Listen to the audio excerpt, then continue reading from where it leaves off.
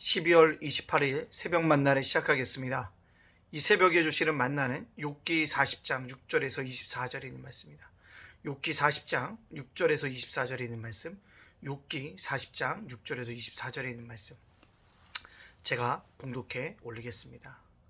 그때 여호와께서 폭풍우 가운데서 욥에게 일러 말씀하시되, 너는 대장부처럼 허리를 묶고 내가 내게 묻겠으니 내가 대답할지니라. 내가 내 공의를 부인하려느냐? 내 의를 세우려고 나를 악하다 하겠느냐? 내가 하나님처럼 능력이 있느냐? 하나님처럼 천둥소리를 내겠느냐? 너는 위엄과 존귀로 단장하여 영광과 영화를 입을지니라. 너의 넘치는 노를 비우고 교만한 자를 발견하여 모두 낮추되, 모든 교만한 자를 발견하여 낮아지게 하며 악인을 그들의 처소에서 질받을지니라. 그들을 함께 진토에 묻고 그들을 얼굴을 싸서 은밀한 곳에 둘지니라. 그리하여 내 오른손이 너를 구원할 수 있다고 내가 인정하리라. 이제 소같이 풀을 먹는 벳헬못을 볼지어다. 내가 너를 지은 것 같이 그것도 지었느니라. 그것의 힘은 허리에 있고 그 뚝심은 배의 힘줄에 있고, 그것이 꼬리치는 것은 101명이 흔들리는 것 같고, 그 넓적다리 힘줄을 서로 얽혀 있으며, 그 뼈는 녹간 같고 그 뼈대는 쇠막대기 같으니 그것은 하나님이 만드신 것들 중에 으뜸이라. 그것을 지으신 이가 자기의 칼을 가져오기를 바라노라. 모든 들짐승들이 뛰노는 산은 그것을 위하여 먹이를 내느니라. 그것이 연잎 아래나 갈대 그늘에서나 늪 속에서 엎드리니, 연잎 그늘이 덮으면 시내의 버들이 그를 감싸는도다. 강물이 소용돌이 칠지라도 그것이 놀라지 않고, 요단 강물이 쏟아져 그 입으로 들어가도 태어나니, 그것이 눈을 뜨고 있을 때 누가 능히 잡을 수 있겠으며 갈고리로 그것의 골을 깰 수 있겠느냐. 아멘. 하나님은 욥에게 계속적으로 질문하고 있습니다. 어떤 질문이냐면, 너가 하나님의 공의와 심판을 행할 수 있냐는 거죠. 즉, 하나님의 공의와 심판은 하나님의 영역입니다. 하나님만이 행할 수 있다는 것을 우리들에게 말씀해 주고 있습니다. 그렇습니다. 인간은요, 하나님의 공의를 모릅니다. 하나님의 심판을 모릅니다. 인간은 이 땅을 살아오는데 정의라는 이름으로 사람들을 판단하고 있지만, 그것이 과연 하나님의 공의일까?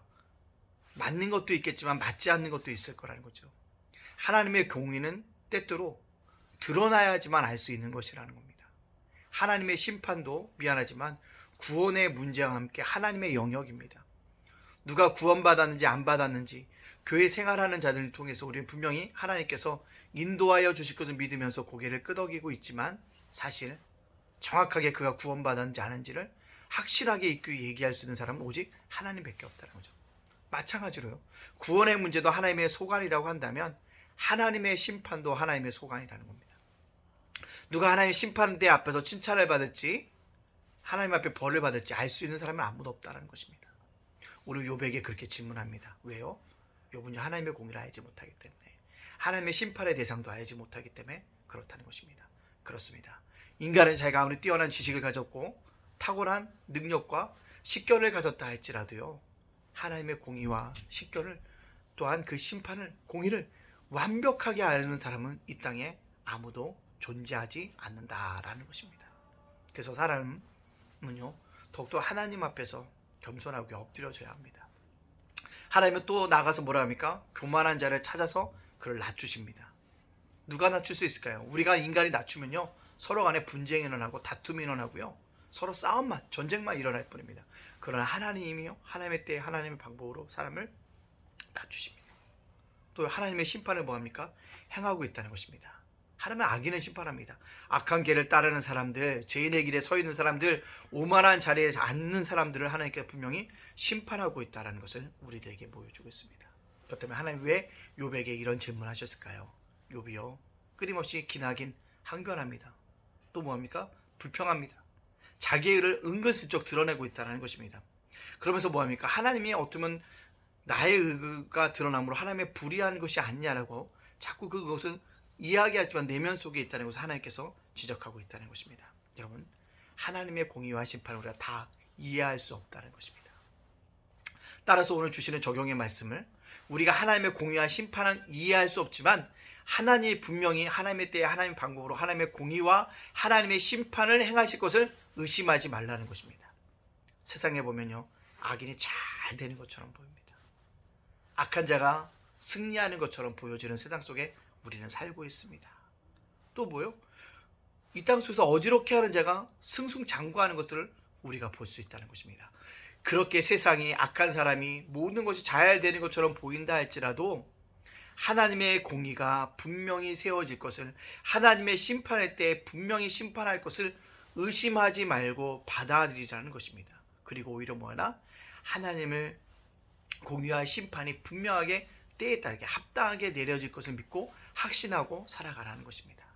여러분, 하나님의 공의와 심판에 있음을 꼭 기억하고요, 마음속에 의심하지 않는 자로서 묵묵히 오늘도 나에게 주어진 믿음의 길, 십자가의 길, 또한 자기 십자가를 지는 길을 걸어갈 수 있는 우리 성도님들이 되어지기를 간절히 원합니다. 송구영신 예배가 다가오고 있습니다. 여러분들 한 해를 잘 마무리하고 새롭게 출발해야 합니다. 이제 새롭게 믿음으로 출발해야 됩니다. 예전에 모였던 사람들이 다시 모일까라는 걱정도 앞서고 있습니다.